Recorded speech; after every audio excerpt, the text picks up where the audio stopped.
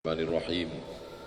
Assalamualaikum warahmatullahi wabarakatuh.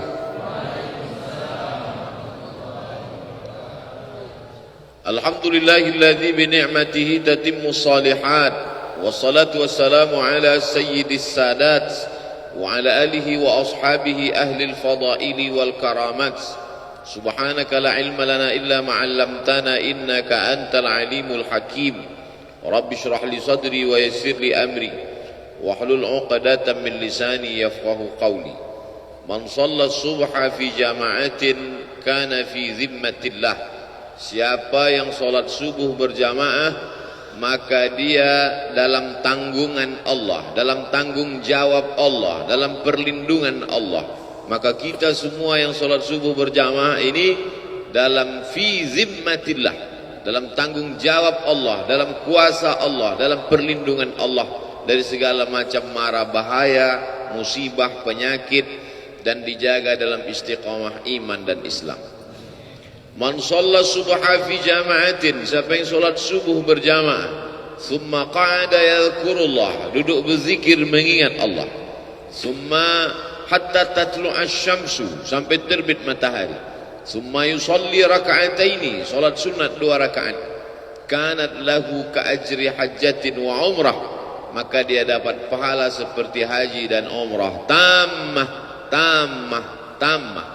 Diriwayatkan oleh Imam Abu Isa ibni Sawrah At-Tirmidzi dalam kitab yang masyhur disebut Sunan At-Tirmidzi, tapi disebut juga nama lain kitabnya sama, Jami' At-Tirmidzi. Disebut dia Jami' karena di dalamnya ada aqidah, ada syariah, ada akhlak.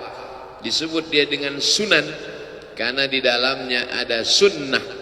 Kalau 1 sunnah, kalau 2 sunnatani, kalau 3 sunan. Sunan Abi Daud, Sunan Tirmidzi, Sunan Nasai, Sunan Ibnu Majah, Sunan Ad-Darimi. Bedanya dengan Sunan Gunung Jati, kenapa disebut sunan? Karena kalau kita hormat, tangan kita disusun. Susun itu susunan, maka disebut sunan. Tidak ada hubungan. Yang satu sunnah, yang satu cara menghormati, sunan. Karena kalau ketemu tangan kita bersusun-susun, menghormati, memuliakan dia. Begitu juga lah tangan saya susun memuliakan Abah Raud, para tuan-tuan guru, alim ulama, Amar, Adinda Amar, sahabat-sahabat semua, muslimin muslimat, insyaallah semua kita dalam ridha Allah Subhanahu wa taala. Saya diberi judul subuh ini ayam mati di lumbung padi. Sepanjang saya ceramah baru inilah judul yang aneh. Ayam mati di lumbung padi. Jangan seperti ayam mati di lumbung padi. Itu pepatah orang Indonesia. Lumbung padi itu kalau pergi nanti ke Sumatera Barat, ada rumah seperti rumah adat di depan rumah, trangking namanya. Itu tempat menyimpan padi. Supaya apa? Supaya nanti di musim paceklik, musim kemarau, sawah tidak tumbuh hijau, tidak terjadi kelaparan. Di Pulau Jawa, di Kalimantan, di Sulawesi, bahkan di Papua juga begitu tabiat orang Indonesia. Memang dia punya persiapan. Kalau di tempat lain makanannya sagu, ada tempat penyimpanan sagu. Di daerah timur sana makan sagu. Saya ceramah ke daerah Sulawesi, ke Papua, di Sorong, di Raja Ampat, di Fak-Fak, diberi sagu. Ini makanan enak Pak Ustadz, saya coba, enak. Cuman cepat laparnya, karena kita biasa makan nasi. Artinya apa? Ada persiapan untuk masa depan. Itu diajarkan Allah Subhanahu wa taala dalam surah Yusuf. Ketika dia diberikan Allah Ta'ala ilham melalui mimpi, wahyu. Bagi kita tidak ada wahyu karena sudah putus dengan datangnya Nabi Muhammad SAW. Habis. Al-yawma akmaltu lakum dinakum wa atmamtu alaikum ni'mati wa raditu lakumul Islam madina. Habis, tak ada lagi wahyu. Tapi kemudian ilham tetap terus ada. Lil insani lammatani, manusia ini punya dua lammah. Bisikan-bisikan yang datang dari malaikat disebut ilham. Bisikan-bisikan yang datang dari syaitan disebut waswasah. Makanya kita selalu minta perlindungan Allah dari waswasah. Qul a'udzu birabbin nas, malikin nas, ilahin nas, min syarril waswasil khannas. Nama perbuatannya waswasa, yuwaswisu. Perbuatannya waswasah. Tempat dia berbisik, alladzi waswisu fi sudur, di dada. Bagian yang sebelah mana? Atas, bawah, kanan, kiri. Yang sebelah kiri. Tempat jantung berdetup, berdetak, berdegup sebelah kiri. Makanya jantung itu kita isi dengan zikir. Afdalu zikri fa'lam annahu la ilaha illallah. Ke situ untuk mengusir bisikan-bisikan setan. Tabiat dia khannas, bersembunyi. Kenapa disebut dia bersembunyi? Karena dia mengintai seperti tikus di lubang mengintai kucing. Kalau dia lihat ada kucing, dia khannas, bersembunyi. Tapi ketika dia lihat tidak ada kucing, dia keluar. Maka saat hati berzikir, dia bersembunyi. Saat hati lalai, dia keluar. Maka kata Allah, wala takum minal ghafilin, jangan kau lalai. Kun ma'allah, selalulah engkau bersama dengan Allah. Selalulah engkau bersama dengan Allah. Kalau engkau tidak bisa bersama dengan Allah, fakun man ma'allah, hendaklah engkau bersama dengan orang. Kalau kau duduk dengan dia, kau ingat Allah. Makanya kalau duduk dengan almarhum dulu, ingat Allah. Duduk dengan Abah Raud, ingat Allah. Saya kalau duduk dengan ulama itu, Pak Ustadz, saya ingat Allah. Alhamdulillah. Tapi kalau saya duduk dengan Ustadz, saya ingat proposal. Oleh sebab itu maka kun ma'allah. Untuk apa? Mengusir khannas yang bersembunyi tadi. Maka kita ini dikatakan dalam tema yang diberikan, jangan seperti ayam mati di lumbung padi. Kenapa ayam bisa mati di lumbung padi? Ayam itu kan mati karena kelaparan. Kenapa bisa di lumbung padi, tempat penyimpanan padi, menunggu masa paceklik, masa kering, sedangkan orang saja tidak akan mati karena padi itu ada, padahal dia berada di lumbung padi itu. Kenapa bisa mati? Karena dia tidak mau apa bahasa Indonesia, mencotokkan, menggunakan paruhnya untuk memakan padi itu. Dia tidak mau.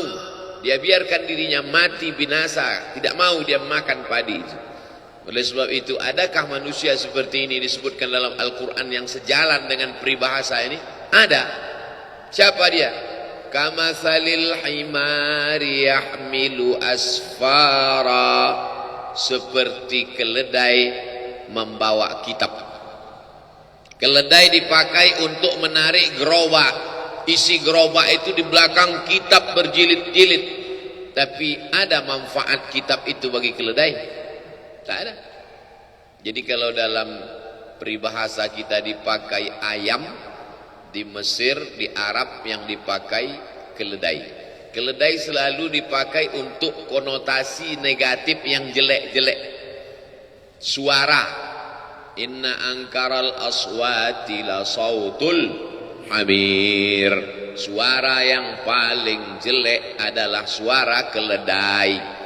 Gimana sih suara keledai, Pak Ustaz? Tulis aja di YouTube, sautul hamir. Tulis di sautul hamir. Jangan sekarang, nanti habis pengajian. Untuk rumah yang paling jelek, la baitul ankabut. Janganlah jadi rumah yang paling rapuh.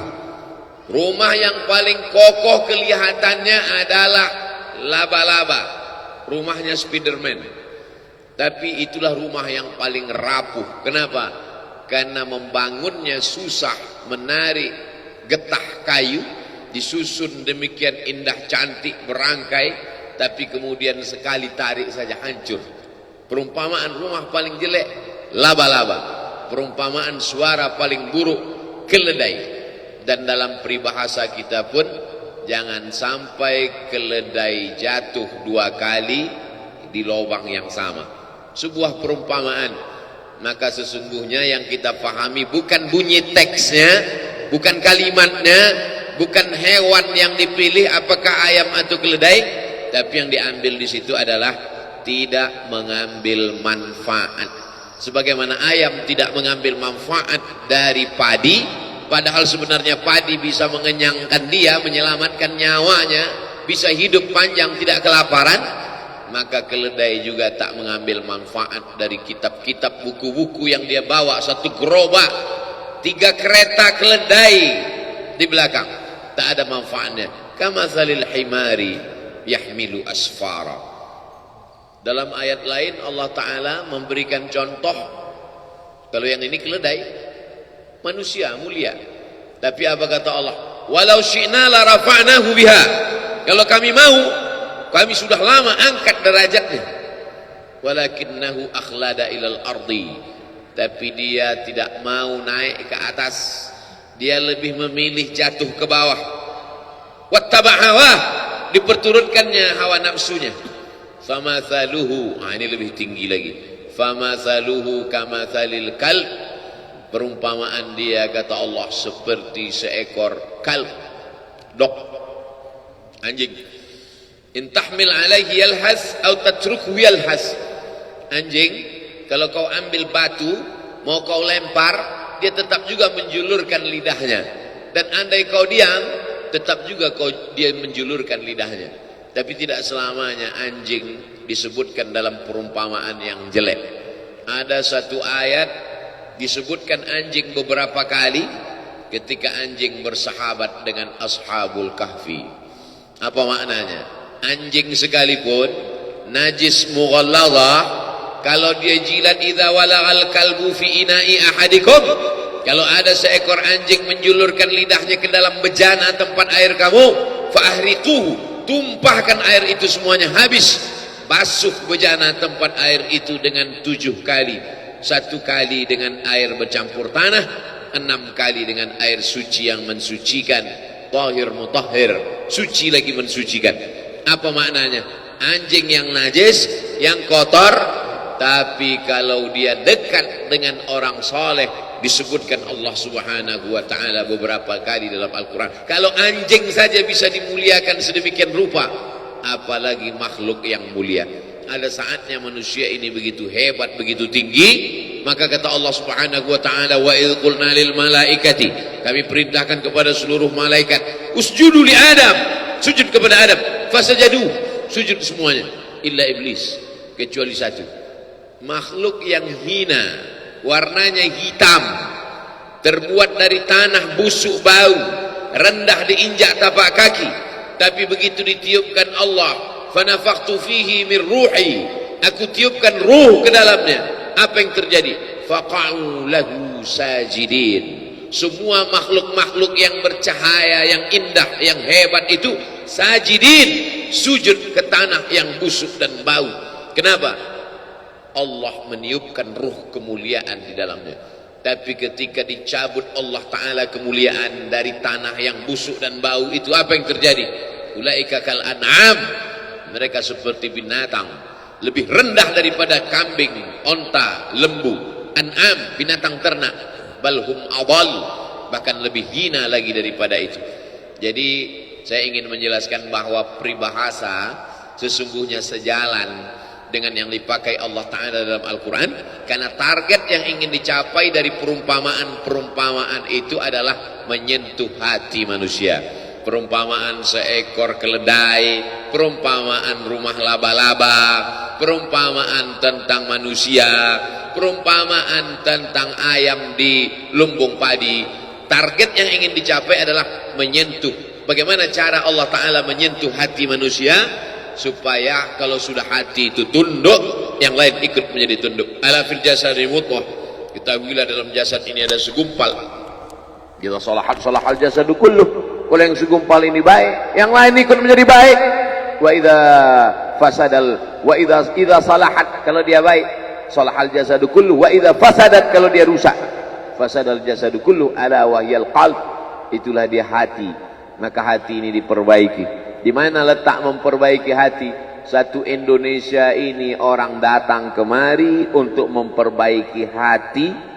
Disinilah lumbung padi itu. Disinilah lumbung zikir itu. Disinilah lumbung ilmu itu. Disinilah tempat para penghafal Quran itu. Disinilah tempat wali-wali Allah berkumpul. Tiba-tiba ada ayam kelaparan di lumbung padi. Pagi ini Abdul Somad datang kemari untuk mencari padi-padi, karena jiwa yang kering, hati yang kosong hampa, berkumpul bersama orang-orang soleh.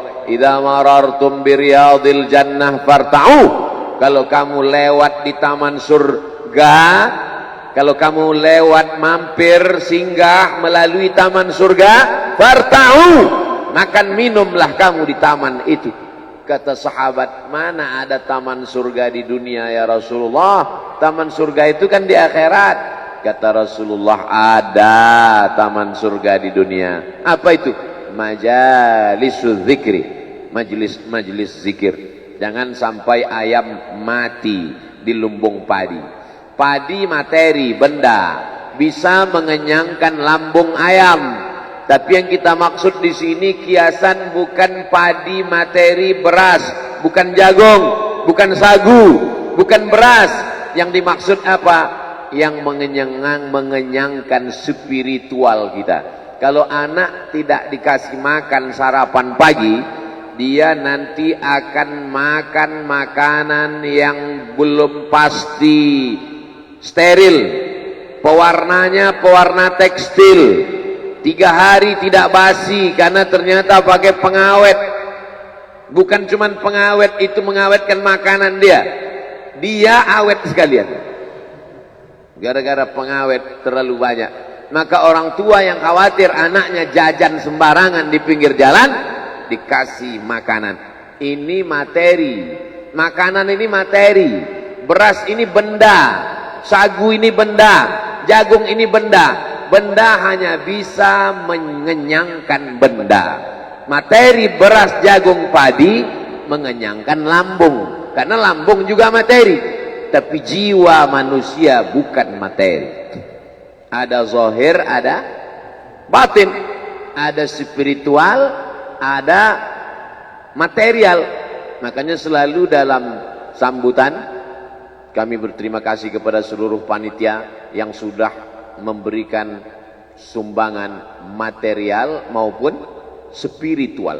Sesungguhnya orang-orang barat yang mengikut filsafat wujudiyah, ada namanya filsafat wujudiyah. Wujud artinya ada. Dia hanya percaya pada sesuatu yang ada di depan mata. Apakah Abdul Somad itu ada? Ada. Kenapa dia ada? Karena bisa dilihat mata, bisa ditangkap dengan panca indera, bisa disentuh dengan tangan. Maka Abdul Somad itu ada. Adakah ruh Abdul Somad? Ruhnya tidak ada.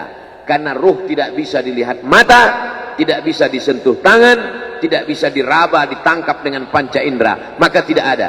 Filsafat itu disebut dengan filsafat wujudiyah. Bahasa Inggrisnya materialism. Diambil dari kata materi, benda. Maka kalau tidak nampak, tidak ada. Malaikat kiraman katibin, tidak ada.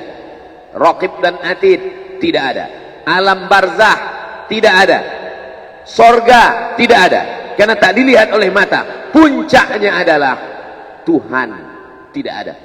Maka lahirlah generasi-generasi ateis. A, tidak ada. T, Tuhan. Is, keyakinan.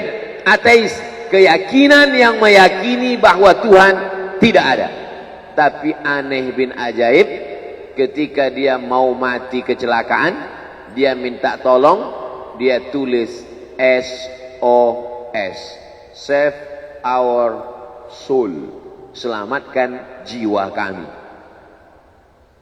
Katanya tidak percaya kepada yang gaib, tapi dia minta selamatkan, save our soul, Mestinya kalau tidak percaya kepada jiwa, tidak percaya kepada roh, tidak SOS, SOB, save our body. Dan dalam lagu kebangsaan Indonesia kita nyatakan, kami percaya kepada yang zahir dan batin. Indonesia Raya, bangunlah jiwanya dulu dibangun, barulah bangun badannya. Maka membangun badan ini nomor 2. Tapi kalau kita tonton TV, iklan yang paling banyak itu membangun jiwa atau membangun badan? Membangun badan. Cobalah tonton TV, ambil kertas, bawa pena. Dari jam 6 pagi sampai jam 6 sore nanti, tonton. Kasih, ambil kertas, garis di tengah, buat membangun jiwanya, membangun badannya. Berapa yang membangun jiwa, berapa membangun badan. Air ini membangun jiwa, membangun badan. Membangun badan. Dia materi. Maka materi hanya bisa menyelesaikan masalah materi. Masalah materi mana yang mau diselesaikan dengan materi ini? Materi ini. Materi mana yang bisa diselesaikan dengan sarapan? Materi lambung. Tapi masalah materi jiwa, sebetulnya jiwa itu beradanya di mana Pak Ustadz? Di sini atau di sini? Ikhtilaf para filosof. Yang satu mengatakan fid dimagh, di otak. Yang satu mengatakan fil qalb, di jantung. Saya tidak suka ikhtilaf. Karena kata Nabi, kata Allah dalam Al-Quran, kata Nabi dalam hadis, la takhtalifu fakhtalafat qulubukum. Jangan kamu ikhtilaf, nanti hati kamu ikut menjadi ikhtilaf. Saya mengkombinasikan aja antara dua pendapat ini. Berawal dari jantung naik ke otak. Jadi kalau ada mengatakan, sebetulnya kita saat berpikir itu di mana? Di sini atau di sini? Am ala qulubin afala yatadabbaruna al-Qur'an. Mengapa mereka tidak merenungkan Al-Quran? Am ala qulubin aqfaluha, atau hati mereka terkunci? Kalau begitu, berpikir itu di hati katanya. Ini dalil mereka yang mengatakan bahwa letaknya itu yang gaib, itu letaknya di hati. Dan banyak sekali hadis-hadis mengatakan di hati. Tapi banyak orang selalu mengatakan, marilah kita berpikir. Pernah nggak orang ngomong, marilah kita berpikir? Think, marilah kita berpikir. Lalu saya temukan ada pendapatnya yang mengkombinasikan antara duanya. Kata dia berawal dari jantung, dari kemudian naik ke otak. Sesuai dengan para dokter ahli medis kita juga berkata demikian. Berawal dari degup, detak, hembusan darah di jantung, dari jantung lalu kemudian menyembur ke otak. Otak ini disegarkan, lalu dari otak turun ke mata, dari otak ke tangan. Makanya orang kalau sudah bermasalah otaknya, makan otak-otak. Kalau sudah bermasalah di otak, akhirnya bermasalah di lain. Makanya penyakit yang paling berbahaya, penyakit yang paling ditakuti orang zaman sekarang, akibat dari banyaknya lemak, minyak masuk ke dalam darah, akhirnya terjadi penyumbatan saluran darah. Lalu kemudian na'udzubillah terjadilah hal-hal mati badan sebelah, stroke dan lain sebagainya. Tapi insya Allah orang-orang yang soleh makan yang digaga, apalagi sekarang 10 awal Muharram, bulan mulia, bulan haram, bulan banyak dipakai untuk beribadah. Jangan sampai tinggal puasa sunat 9, 10, 11, nggak bisa 3 hari 9, 10 saja, 9, 10 pun nggak bisa 10 saja, 10 pun nggak bisa juga innalillahi wa inna ilaihi raji'un. Lalu kemudian kalau dipakai teori-teori Nabi SAW, Nabi itu berbuat itu bukan mengikuti analisa akal, tidak pula mengikuti hati, tapi dibantah Allah itu semua. Wa ma yantiqu 'anil hawa in huwa illa wahyun yuha, wahyu dari Allah Subhanahu wa taala. Maka sesungguhnya saya ingin menjelaskan, materi hanya bisa menyelesaikan masalah materi. Materi hanya bisa menyelesaikan masalah materi. Sedangkan yang dimaksud dengan non materi, membaca Quran, zikir, duduk dengan orang-orang soleh, pengajian, tasbih, tahmid, takbir, solawat, majelis ilmu, itu adalah menyelesaikan non materi. Makanya kita Islam ini diajarkan keseimbangan. Jangan kau angkat suaramu tinggi-tinggi. La tarfa'u aswatakum fawqa sautin nabi. Jangan kau angkat suaramu melebihi suara Nabi. Orang Arab Badui yang tidak sopan meninggikan suara di depan Nabi. Turun ayat, la tarfa'u aswatakum fawqa sautin nabi. Maka kata Allah Ta'ala yang paling baik itu pertengahan. La tajhar bi salatika. Jangan kau jaharkan doamu terlalu melambung melengking. Wala tukhafit biha. Jangan pula kau khafi sampai tak terdengar. Wabtaghi baina dzalika sabila. Tapi carilah jalan tengah. Makanya umat Islam ini adalah jalan tengah. Umat ini adalah umat pertengahan. Wa kadzalika ja'alnakum ummatan wasata. Yang satu mengatakan Nabi Isa itu dinaikkan ke atas terlalu tinggi. Wa qalatil yahudu Uzairu billah wa qalatin nasara al-masih ibnullah. Al-Masih anak Allah, terlalu tinggi. Yang satu pula Yahudi mengatakan Isa anak zina. Mereka tuduh Maria berzina dengan Joseph si tukang kayu. Anak zina, jatuh ke bawah, rendah, hina. Maka abuki imra'a sau'in. Bapakmu bukan preman, orang jahat. Wa makanan ummuki baghiyah. Ibumu bukan baghiyah, wanita tuna susila. Datang orang Yahudi menemui Maryam yang baru saja melahirkan anak. Makanan qasiyah. Dia tidak tahan mendengar buli-buli. Mengapa dia punya anak tanpa suami? Kenapa dia bisa hamil? Membuli. Habis dia dibuli, akhirnya dia pergi mengasingkan diri. Makanan qasiyah, di tempat yang jauh dari Palestina.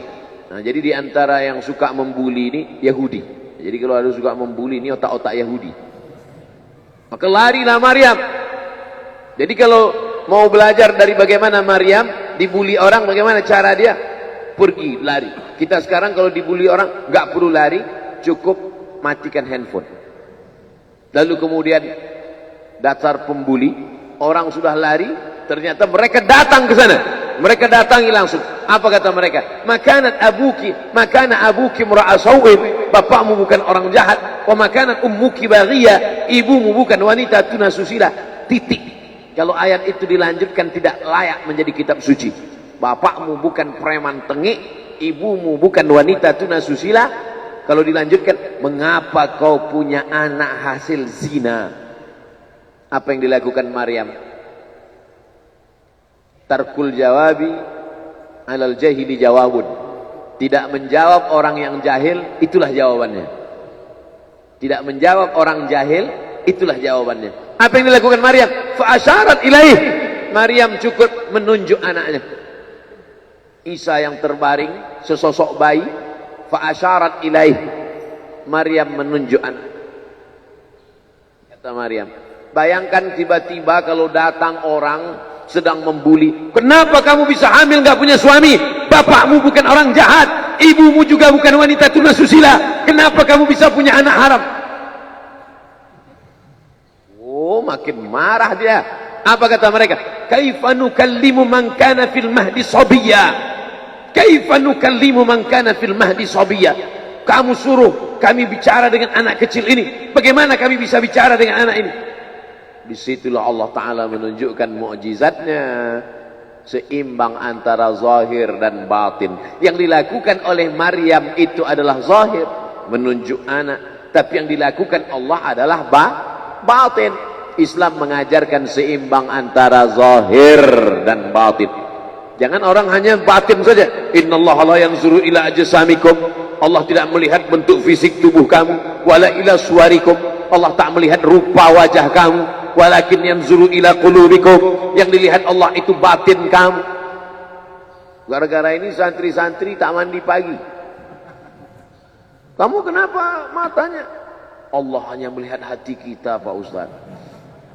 Makanya ketika bercermin kita diajarkan Allahumma kama hassanta khalqi wa hassin khuluqi.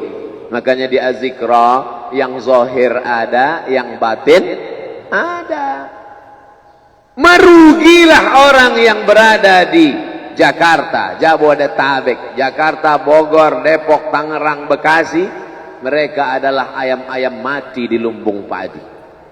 Yang dari Sumatera selamat, karena nyebrang pulau. Kalau mau datang kemari rapid test dulu. Bukan sembarang. Nih, masih ada bekasnya. Saya selamat. Saya tidak termasuk ayam mati di lumbung padi, karena lumbungnya jauh. Tapi yang ada di sekitar Jabodetabek, Lampung agak kena juga karena dekat kemari. Dulu seingat saya berbis-bis datang kemari. Lalu kemudian yang lebih dekat lagi Bogor, yang lebih dekat lagi sekitar ini. Maka ini akan ditanya, la tus'alunna yauma idzin 'anin na'im. Kamu ditanya, nikmat terbesar adalah bisa tinggal di dekat az-zikra. Nikmat terbesar, tapi tidak ada nikmat yang sia-sia. Afa khalaqnakum abatha? Apakah kami ciptakan kamu sia-sia? Aku beri engkau nyawa, aku titipkan roh di dalam jasadmu, kuberikan kesempatan tinggal di dekat az-zikra. Tapi kenapa kau menjadi ayam yang mati di lumbung padi? Perutnya mungkin kenyang, tenggorokannya mungkin tenang, matanya mungkin lapang, tidurnya lelap, tapi jiwa kosong hampa. Akibat apa? Akibat tidak diisi dengan zikir, tidak diisi dengan baca Quran, tidak diisi dengan muhasabah, tidak diisi dengan meneteskan air mata, tidak diisi dengan duduk bersama ulama, tidak diisi dengan sholat berjamaah, tidak diisi dengan kajian-kajian. Sesungguhnya setiap kita datang ke dunia ini sudah membawa benih. Tidak ada yang lahir ke dunia ini kosong hampa. Jadi kalau ada bapak-bapak yang diceramahi oleh orang motivator atau siapapun dia, mari isi anak kita dengan Islam, mari isi anak kita dengan iman. Tidak begitu guys. Kita lahir ke dunia ini bukan dalam keadaan kosong. Kita lahir sudah membawa iman. Mana dalilnya? A'udzubillahi minasyaitonir rajim. Wa idz akhadha rabbuka min bani Adam. Ingatlah ketika Allah mengambil persaksian dari seluruh anak cucu keturunan Adam. Wa asyhadahum. Allah mengambil persaksian. Asyhada yushhidu. Asyhadahum ala anfusihim. Ketika itu Allah bertanya, alastu bi rabbikum? Bukankah aku ini Rabb kamu? Semua kita waktu itu menjawab, bala, syahidna. Ya, engkau adalah Rabb kami ya Allah. Setelah kita diisi, barulah kita masuk ke dalam rahim ibu kita, barulah turun ke bumi, barulah datang kemari. Lalu kemudian setelah di sini lupa, antaqulu yaumal qiyamati inna kunna an hadza ghafilin. Kami lupa, kami tidak ingat. Orang yang tidak ingat ini diingatkan. Fadzakir, ingatkanlah. Inna fa'ati az-zikra. Fadzakir, berilah peringatan. Inna fa'ati az-zikra. Inna fa'atiz zikra. Az-zikra bermanfaat untuk siapa? Liman yakhsha, bagi orang yang takut bahwa dia nanti akan bangkit dari tanah, bahwa dia akan hidup sekali lagi, bahwa roh dan jasadnya akan dipertemukan lagi. Apa mungkin kita ini akan hidup lagi Pak Ustadz? Ucapanmu sama seperti ucapan Asi bin Wa'il yang membawa tulang kering kerontang yang sudah putih, tak ada lagi warna. Lalu dia bertanya, hal yuhyi rabbuka hadzal 'idhama ba'da ma baliya wa ramma? Apakah bisa Tuhanmu menghidupkan tulang ini lagi ya Muhammad? Nabi sallallahu alaihi wasallam diam sampai Jibril datang membawakan jawaban. Qul yuhyiha alladhi ansha'aha awwala marrah. Katakan ya Muhammad sallallahu alaihi wasallam kepada Asi bin Wa'il yang tak percaya bahwa tulang itu akan hidup sekali lagi. Yuhyiha alladhi ansha'aha awwala marrah. Dia yang menciptakan tulang itu sebelum ada menjadi ada. Sekarang setelah ada dibuatnya menjadi tidak ada. akan dikembalikannya lagi menjadi ada. Sedangkan menciptakan yang tidak ada menjadi ada saja dia sanggup, apalagi yang pernah ada dibuatnya menjadi tidak ada, dikembalikannya lagi menjadi ada. Innama amruhu idza arada syai'an ayyakula lahu kun. Azmuz zanab, ujung tulang ekor sebesar ibu jari, tulang belakang sampai ke bawah, yang lain hancur.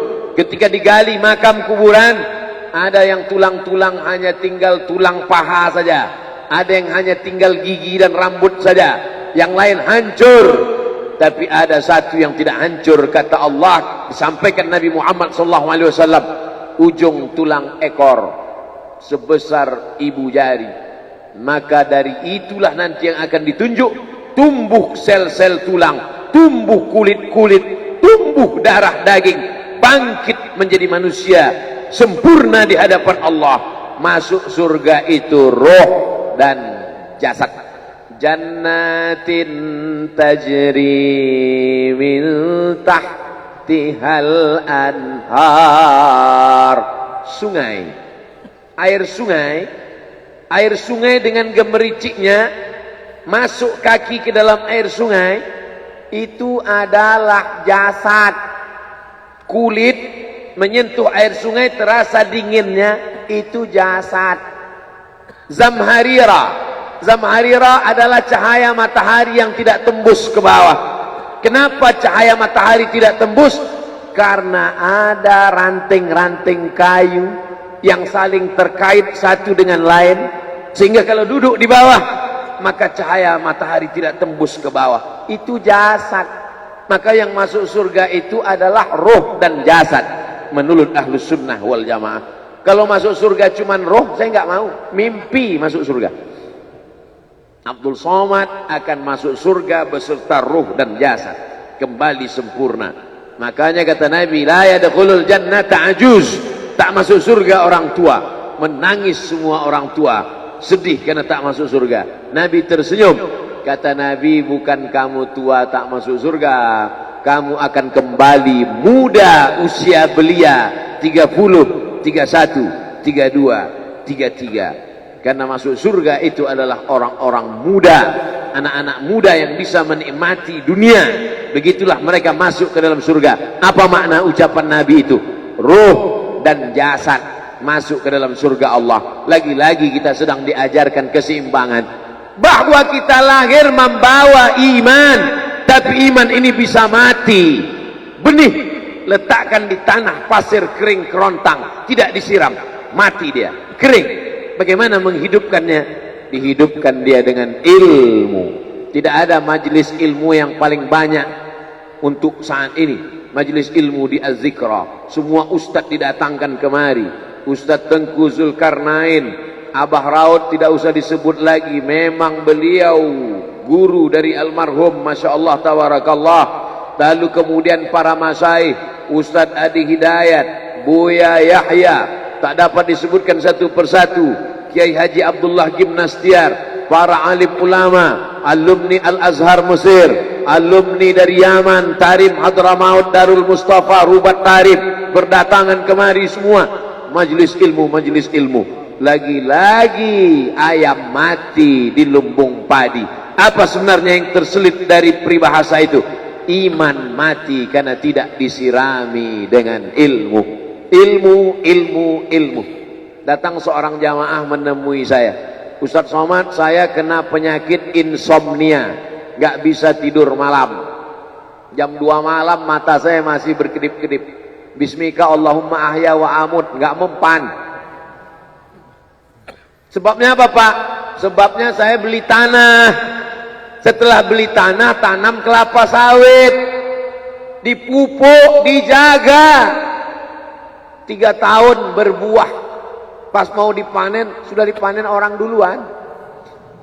Ternyata tanahnya bermasalah, dibawa ke pengadilan, dia yang menang. Akhirnya sampai jam 2 malam gak bisa tidur. Apa yang terlintas dalam pikiran? Kenapa beli tanah, kenapa tanam sawit, kenapa beli tanah, kenapa tanam sawit, kenapa diambil orang, kenapa dulu gak ternak ikan aja, kenapa gak ternak puyuh. Berbulan-bulan gak bisa tidur. Akhirnya pergi ke psikiater. Pak psikiater, ya Saya sudah 2 bulan nggak tidur-tidur Pak psikiater. Akhirnya Pak psikiater buat resep. Ini obatnya, yang ini dimakan sebelum makan, yang ini dimakan setelah makan, yang ini 3 kali, yang ini 2 kali. Akhirnya memikirkan resep itu, makin nggak bisa tidur. Dimakan, tertidur. Dosisnya habis, terbangun. Kenapa beli tanah, kenapa tanah? Setelah dimakan, muncul masalah baru. Terlalu banyak makan obat, terjadi kekacauan tubuh. Akhirnya kena buah pinggang, muncul masalah baru. Sampai akhirnya saya ketemu MP3 Ustadz. Saya dengarkan sebelum tidur malam. Begitu saya dengar, saya tertidur. Makanya saya tidak marah kalau ada jamaah tertidur. Itu menunjukkan jiwanya tenang. Karena dia tidak kena penyakit insomnia. Orang Amerika, orang Eropa, mobilnya mewah, apartemennya cantik, rumahnya megah, duitnya banyak, dolarnya bejibun, nggak bisa tidur karena masalah hidup dunia. Kita naik angkot kelewatan gang. Itu menunjukkan apa? Di mana letak ketenangan itu? Huwallazi anzala sakinata fi qulubil mu'minin. Dia yang menurunkan ketenangan ke dalam hati orang yang beriman. Oleh sebab itu maka iman ini mesti disiram dengan ilmu. Majelis ilmu adalah majelis zikir. Majelis ilmu adalah majelis turunnya rahmat dan barakah. Majtama'a qaumun fi baitin min buyutillah. Sekelompok orang berkumpul di rumah Allah, yatsluna kitab Allah, membaca ayat-ayat Allah, wa yatadarasunahu fima bainahum, mengkaji isinya. Nazalat alaihimus sakinah, turun ketenangan.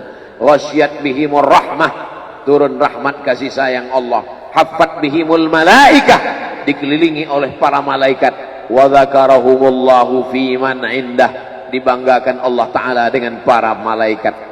Tadi malam ketemu dengan murid dari Syekh Muhammad Yasin bin Isa Al-Fadani di Zawiyah Raudhah. Ketemu, cium tangan, barokah, zikir, sholawat, tenang jiwa. Lalu kemudian subuh ini ketemu dengan Abah Raud, ketemu dengan para penghafal Quran, ketemu dengan santri-santri, tenang jiwa. Tidak ada yang menenangkan jiwa ini selain daripada majlis zikir, majlis ilmu. Betapa meruginya ayam-ayam mati di lumbung padi. Benih tidak disiram, mati. Benih yang disiram dengan majlis ilmu tumbuh, tapi tidak berbuah. Maka mesti disiram pakai pupuk buah. Datang konsultasi. Ini kenapa tidak berbuah? Kenapa ini tidak berbuah? Karena ternyata dia mesti diamalkan. Sudah dapat ijazahnya, sudah talaqi, sudah halaqah, kenapa enggak berbuah? Belum diamalkan. Paksa-paksakan diri sebelum tidur malam, wudhu dulu, sholat witir. Paksa-paksakan diri bangun malam, tahajud. Paksa-paksakan diri siang, sholat qabliyah, sholat ba'diyah. Paksa-paksakan diri pagi, sholat duha. Paksa-paksakan diri, sholat subuh berjamaah. Barulah dia berbuah. Kalau dia tidak berbuah, dia hanya sekedar pokok kayu yang hanya membuat sampah saja. Tapi paling tidak tempat orang bernaung di bawah ketika panas. Tapi manfaatnya tidak sesuai, karena yang ditunggu itu buahnya. Masa pohon kayu rindang besar tidak berbuah, sementara semangka yang kecil buahnya besar? Oleh sebab itu maka mesti berbuah. Benih disiram, berbatang, berputih, berbuah. Buahnya ranum, cantik dan indah. Begitu dibelah tak bisa dimakan. Kenapa? Ulat semua isinya. Oleh sebab itu mesti dijaga. Benihnya disiram. Apa yang bisa menjaga ini? Diprotek dia. Kenapa apel tidak dimakan ulat? Bukan karena ulat tidak sanggup beli apel, tapi karena disemprot pestisida. Ulat tahu ini ada pestisidanya, maka dia tidak makan. Kita nggak tahu, dimakan. Ikan asin tidak dikerubungi lalat. Tidak ada satupun lalat yang hinggap di ikan asin. Kenapa? Karena lalat tahu ikan asinnya pakai formalin. Manusia nggak tahu. Pintar mana manusia dari lalat? Jangan jawab. Akhirnya orang makan, menumpuklah pestisida dan formalin dalam darah. Apa namanya? CANCER, cancer. Karena dia tidak larut dalam tubuh. Yang lain-lain larut. Makanan-makanan larut menjadi energi, menjadi sampah, dibuang menjadi kotoran.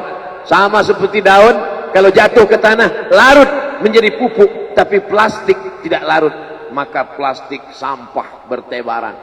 Oleh sebab itu maka ini mesti dijaga. Apa yang bisa menjaga buah apel supaya tidak berulat? Jagalah dia dengan ikhlas. Kamu kenapa enggak ke masjid?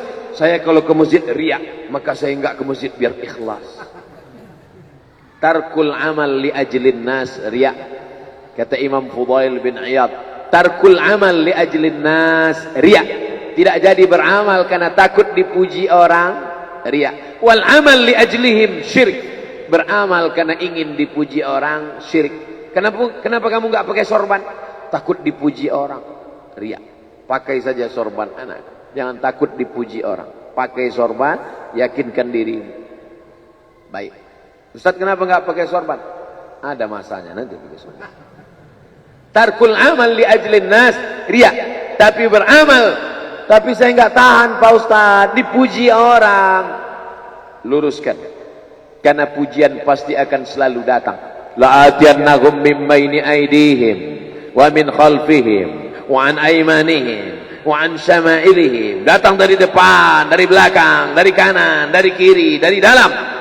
Alladzi yuwaswisu fi sudur, dari dalam, dari depan, dari belakang, dari kanan, dari kiri, dari dalam, dari dua aspek, minal jinnati wan nas. Dari yang zahir, dari yang batin berdatangan dia. La ughwiyannahum, aku akan goda anak cucu Adam. Sampai kapan?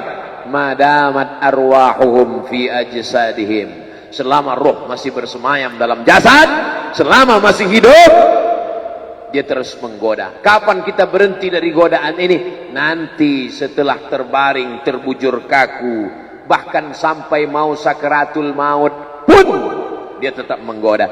Itulah makanya orang berzikir tidak bisa digoda waktu sakaratul maut. Kenapa? Karena la ilaha illallah akan terngiang di telinganya. Subhanallah walhamdulillah wa la ilaha illallah wallahu akbar. Subhanallah walhamdulillah wa la ilaha illallah wallahu akbar. Kalau itu diucapkan sekali, 10 kali, 100 kali, 1000 kali, terngiang dia di telinga kita. Bahkan ketika kita mau tidur malam pun terngiang dia. Bahkan ketika kita mengigau di tengah malam pun itu yang terngiang. Maka saat mau sakaratul maut pun itu juga yang akan datang. Apa yang kau ucapkan, apa yang kau dengar, apa yang kau pikirkan, apa yang kau renungkan, itu yang akan datang waktu sakaratul maut. Seorang bapak sudah divonis dokter, panggil istrinya, panggil anaknya, bawa ini ke rumah, nunggu malaikat maut datang. Sudah nggak ada obat. Bapak sudah koma, nggak sadar-sadar di rumah sakit. Kalau tetap dipertahankan di ruang ICU, hanya ngabiskan uang saja. Dokter kasihan dengan keluarga, bawa ini pulang. Karena kalau dibawa pulang pasti mati. Begitu mau dibawa pulang, matanya terbuka. Sadar dia. Sadar. Ketemu sama saya tanya, apa yang membuat bapak sadar? Waktu saya sedang koma itu datang Abdul Somad. Terus apa kata Abdul Somad itu? Nanya, kapan tablik akbar? Akhirnya saya terbangun. Kapan tablik akbar? Saya terbangun, saya pulang ke rumah, saya kumpulkan panitia buat tablik akbar. Datang. Saya heran. Kok bisa saya yang datang waktu itu? Saya mencoba menganalisa. Kenapa waktu dia koma itu saya datang? Saya tanya,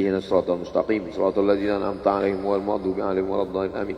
اللهم اغفر له وارحمه وعافه واعف عنه وأكرم نزله ووسع مدخله واغسله بالماء والثلج والبرد ونقه من الخطايا كما ينقى الثوب الأبيض من الدنس وأبدله دارا خيرا من داره وأهلا خيرا من أهله وقه من فتنة القبر وعذاب النار.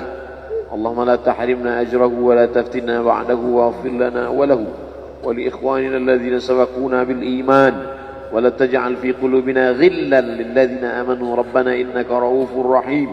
اللهم اجعل أهله وتلامذته وطلابه من الصابرين الذين إذا أصابتهم مصيبة قالوا إنا لله وإنا إليه راجعون. اللهم اجعل أبناءه وبناته من الصالحين والصالحات واحفظهم من كل سوء وشر. اللهم اجعل هذا المعهد الذكر معهدا عظيما مباركا تخرج منه الطلاب والطالبات من المجاهدين والمجاهدات في سبيلك بأموالهم وأنفسهم. اللهم احفظهم من الظلمات، اللهم أخرجهم من الظلمات إلى النور. اللهم وفقنا لما تحبه وترضاه. اللهم اجعل أبناءنا وبناتنا من حفاظ القرآن والحافظات.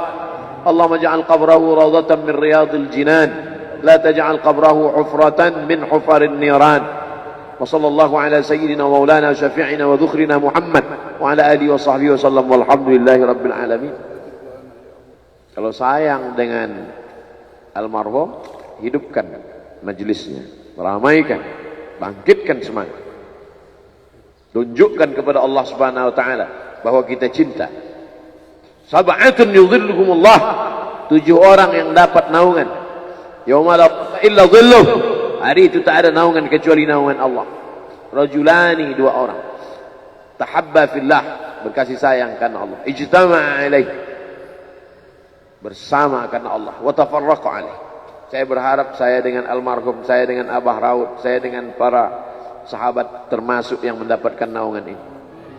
Saya dengan almarhum tak ada hubungan kepentingan, kami tak ada hubungan politik, kami tak ada hubungan ekonomi. Kami murni karena la ilaha illallah Muhammad Rasulullah. Alaiha nahya, dengan itu kami hidup. Wa alaiha namutu, dengan itu kami mati.